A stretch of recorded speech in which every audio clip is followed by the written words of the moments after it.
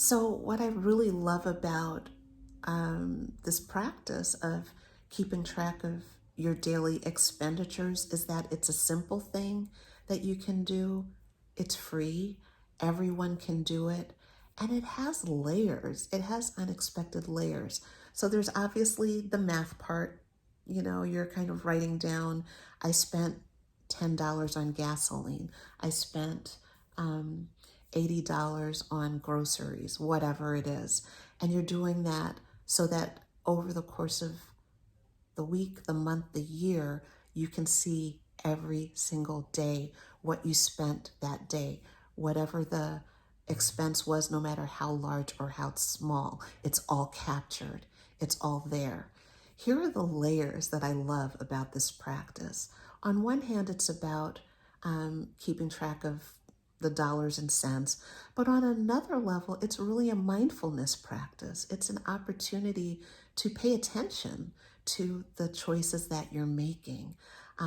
Even if in that moment you're not really thinking about it, you can kind of go back and look at it and see the kind of big picture decisions that you made over the course of a week, a month, a year, 5 years, more. And I love that it's like a ready-made budget. After you've been doing this for a little while, you get to see, oh, I might have budgeted $100 for something, but I actually spent more like 300 on that item or that category of spending. It's really useful. You get to see reality. You get to kind of make friends with reality, ease up to reality and sit next to reality and put your head on reality's shoulder and just kind of get snuggly and think, okay, this is what's actually going on. It's really useful to know yourself in that way.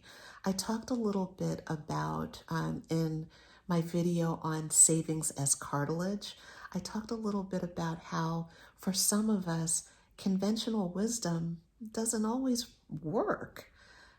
So what happens when there's a failure of something we've been taught to really catalyze action, to really motivate us to take action, to really support us in our desire to move forward and make progress? What do we do in a case like that?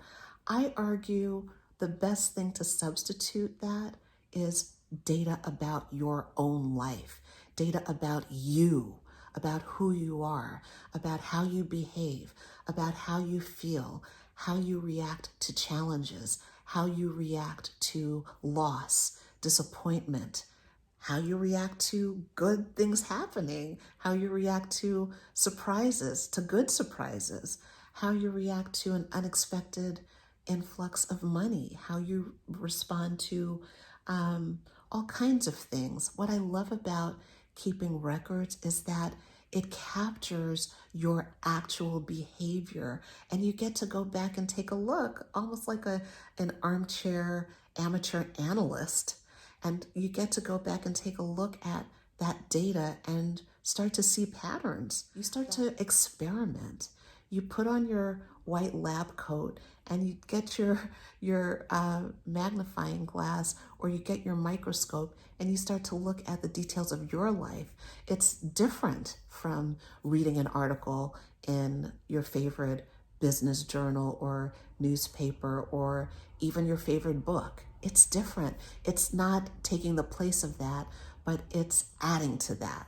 So you get guidance from your favorite author, your favorite teacher, your favorite personality in the area of money.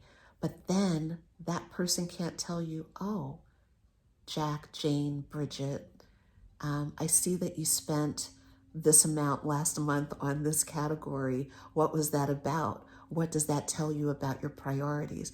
What does that tell you about who you are and what you're doing? And is it taking you to where you want to go? Or is it something you should think about differently? No one can do that for you. I can't do that for you. Only you can do that. And that's what's so exciting about keeping records. So I would encourage you to just try it. If you really want to see progress, if you really want to make a change, I would encourage you to make a commitment, a 90-day commitment to keeping track of your expenses every day. If that sounds too crazy, if that sounds too huge a leap, start with 7 days. Just start with 7 days. If that sounds like too much, just do it today and see if you can do it again tomorrow. But if you're flailing around, or if you're feeling stuck, or if you're feeling terrified, if you're feeling confused, I remember feeling all of those things, just not knowing where to begin. That's a place you can begin. That's where I started. I just thought, well, this is something I can do. I don't know how I'm going to get out of debt. I don't know how I'm going to save money when I can barely, keep $100 in savings. I'm not making enough right now. I don't know how I'm going to change any of that, but I do know that I can track what I am doing. Now, I will give you a little bit of a warning and a bit of a caveat to this.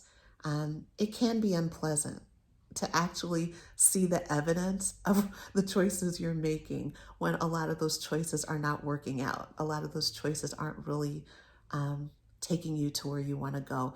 So be warned, it can be a little unpleasant to see the evidence of your actions in black and white.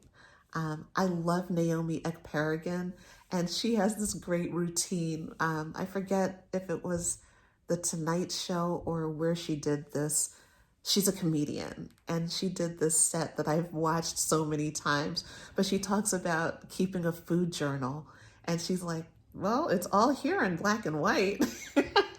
And that's kind of how it is with the money update. That's how it is with tracking your expenses and kind of staying in tune with it. It's like, well, you can't deny it. It's there in black and white.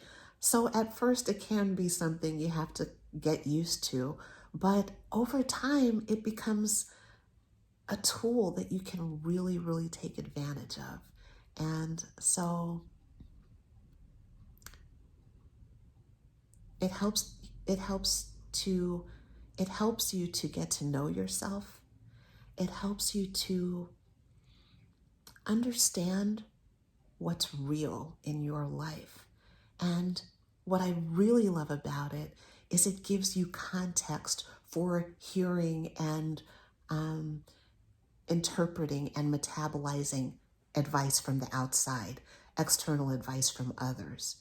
You can put it through the lens of what you know to be true about yourself.